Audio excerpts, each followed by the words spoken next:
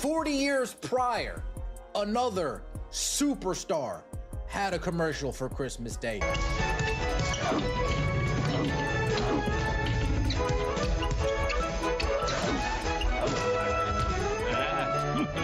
Think Air Jordan this season. By Nike. Now, as you know, the Caitlin Clark commercial aired during the football games on Netflix, aired during the basketball games on ESPN, ABC. The Nike commercial came at the perfect time as far as Christmas release goes. All the past commercials they've dropped over the last 5 to 10 years, this Caitlin Clark From Anywhere campaign seems to be the most creative that Nike has been. That wasn't just a commercial drop. That was Nike telling you exactly who they're betting the future on. And the timing. December 25th, 2024. Exactly 40 years to the day after Michael Jordan's first Christmas Nike commercial aired. That's not coincidence. That's a declaration. But here's what's flying under the radar. Another Nike athlete also got a commercial this holiday season. And when you put the two side by side, the difference isn't just noticeable. It's brutal. We're talking about A'ja Wilson and Caitlin Clark, two of the biggest names in the WNBA, both signed to Nike, both deserving of major campaigns, but only one of them got the full Michael Jordan treatment, and Nike just made it impossible to deny. Let's be clear about what we're actually looking at here. This isn't about opinions. This isn't about feelings. This is about production budgets, creative investment, and who Nike believes will carry their brand into the next decade.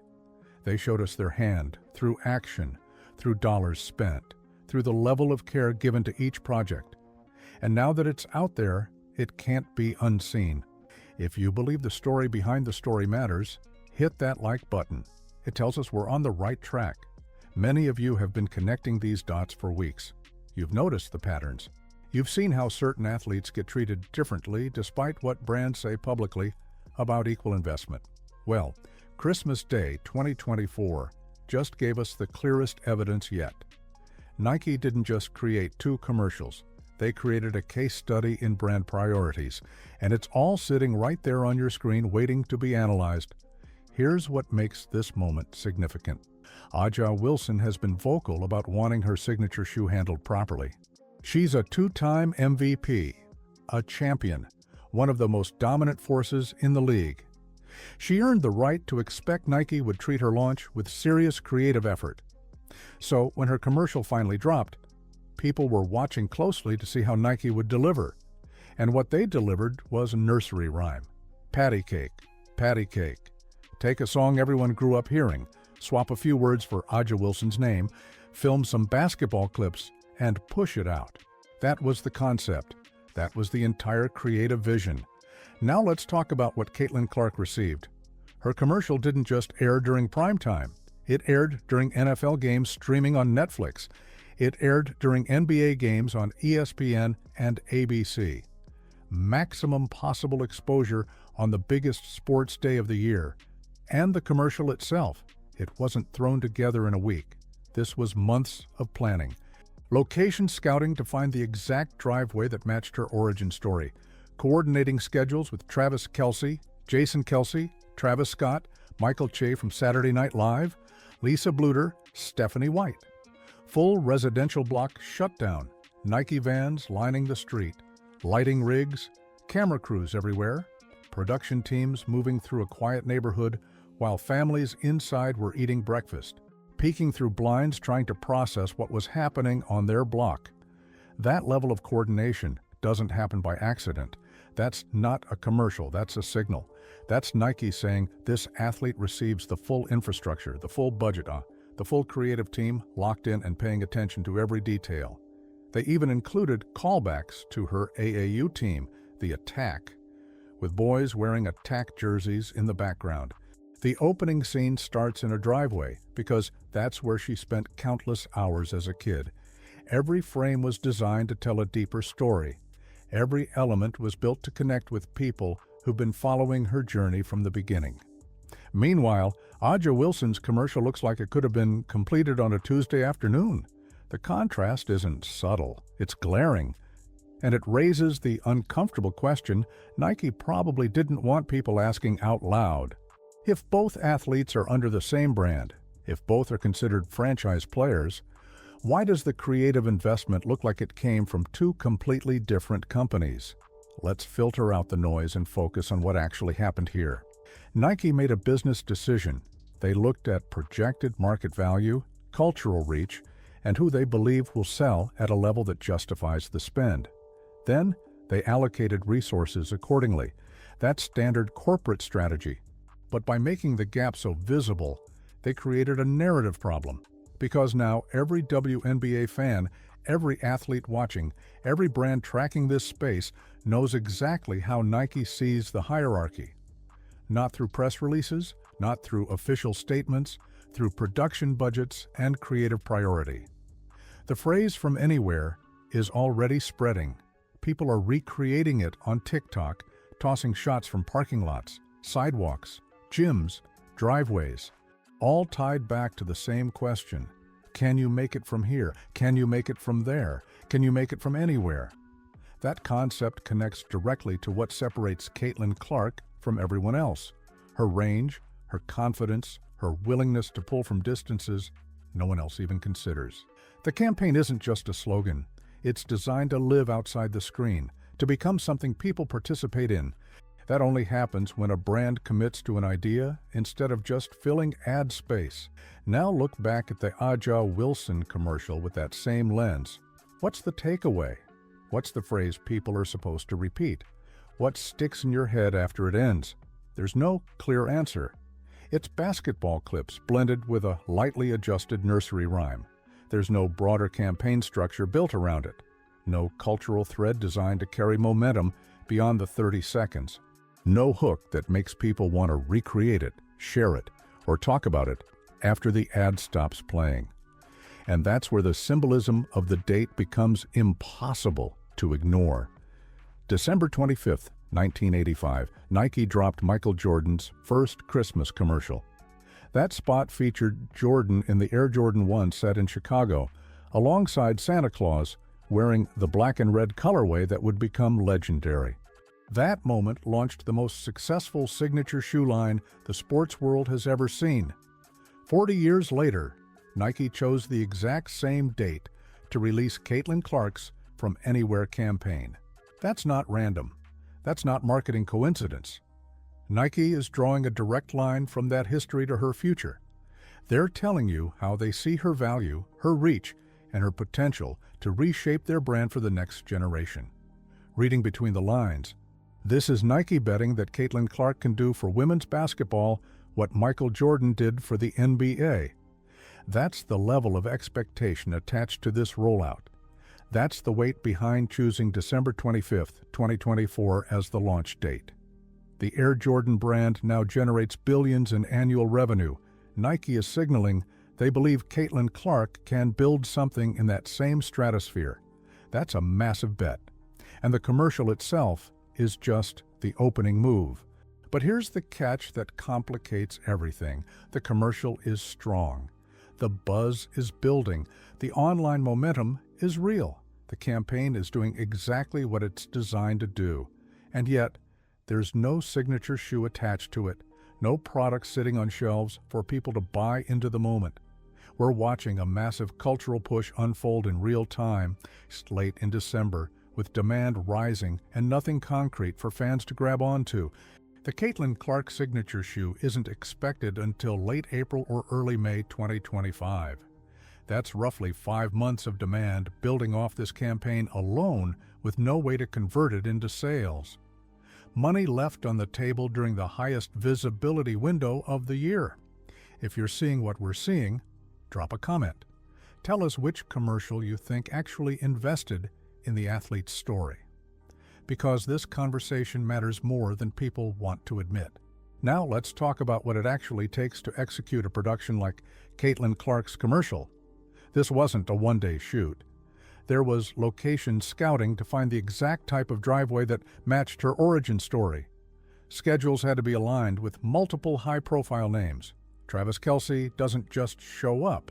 Jason Kelce doesn't clear his calendar on short notice. Travis Scott, Michael Che, college coaches, current coaches. That's coordination across agents, managers, production timelines, and competing commitments. A concept had to be built from scratch that felt original, shareable, and strong enough to live beyond a single airing. That's not accidental work. That's the kind of investment Nike once made with Michael Jordan. It's the signal that says this athlete is expected to help define the brand for the next 10 years. Everything about the execution points in that direction. Compare that to what A'ja Wilson received. Her commercial looks like something that could have been wrapped in a week. Take a nursery rhyme people already know. Film basketball clips, blend them together, send it out. That's the type of project you do when the goal is to check a box that says the athlete got a commercially, not when the goal is to create something people remember a year later. Here's the uncomfortable part that needs to be said clearly. A'ja Wilson had every right to be frustrated about her signature shoe timeline. She's been open about wanting that release handled properly, and she earned that expectation. She's a multiple-time MVP and a champion, one of the league's most dominant forces. But Nike's response wasn't to match the level of creative care given to Caitlin Clark. Instead, it feels like a solution designed to quiet the situation rather than elevate the athlete. That contrast doesn't come from talent. Both players have proven themselves on the court. It comes from how the brand chooses to invest its resources. The Caitlin Clark commercial didn't just quietly roll out. It aired during NFL games streaming on Netflix, NBA games on ESPN and ABC, maximum exposure on Christmas Day. Add in the 40-year callback to Michael Jordan, and this stopped being about timing. This is Nike clearly signaling who they believe will drive their business into the next era. That decision carries weight far beyond one campaign. Hey, Caitlin, how about from here? Come on, guys. Yeah, she can't make it from there. No chance. Caitlin, from me to left. You got it. I'm not even gonna ask. Hey, Caitlin from here might be impressive. Am I right? Whatever, Chet. From right here. From there.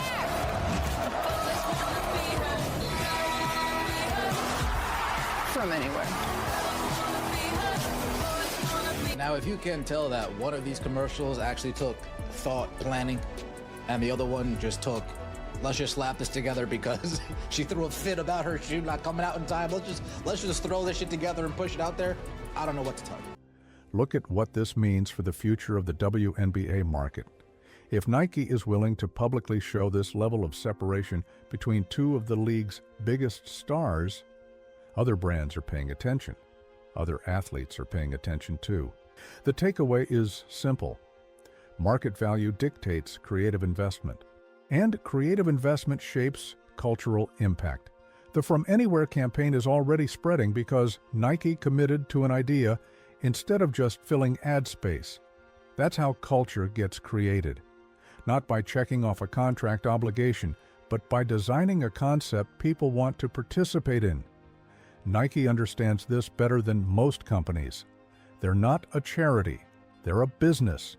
They spend where they expect a return. The Caitlin Clark commercial cost more. It required deeper planning, heavier coordination, and more creative risk. Nike made that choice because they believe she will sell at a level that justifies it.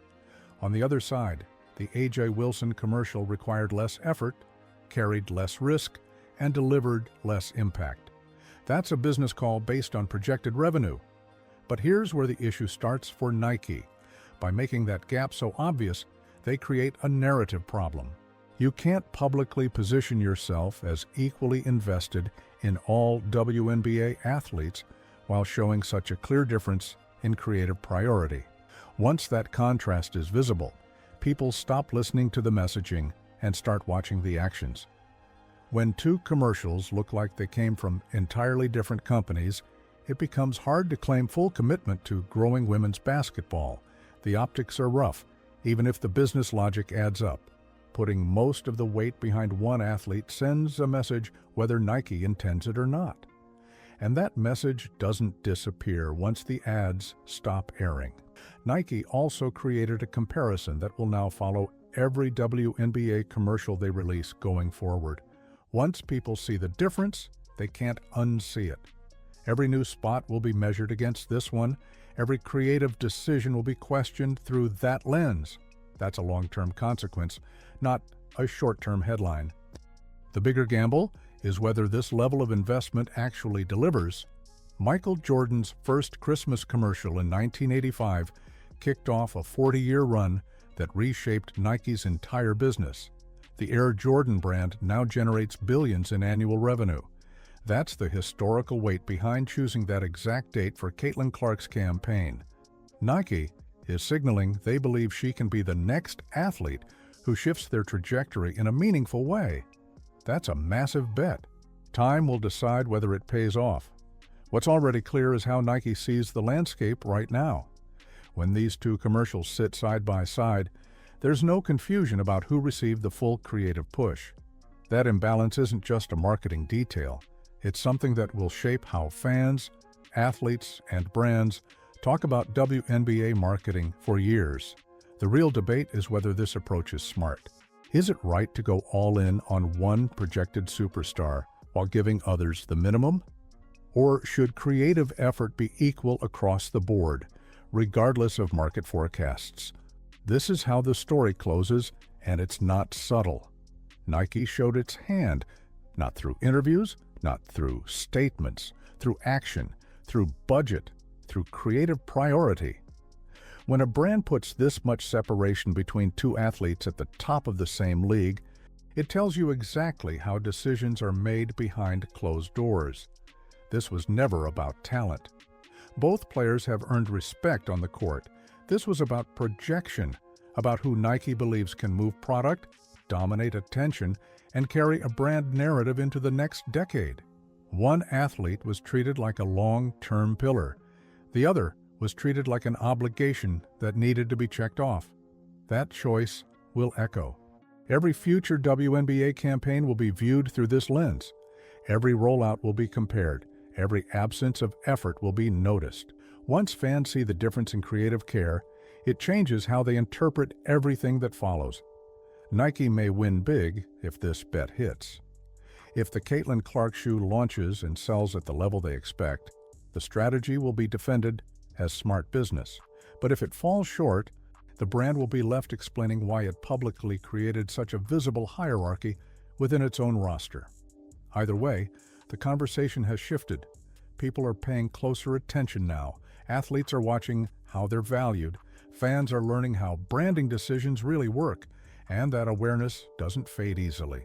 Coming up next, we're breaking down what happens when the Caitlin Clark signature shoe actually drops. Will Nike's 5-month hype cycle pay off? Or did they just set expectations they can't meet? Stay tuned. If you want to stay ahead of where sports, money, and power actually intersect, hit that subscribe button and turn on notifications. This is the kind of story you need to be following closely.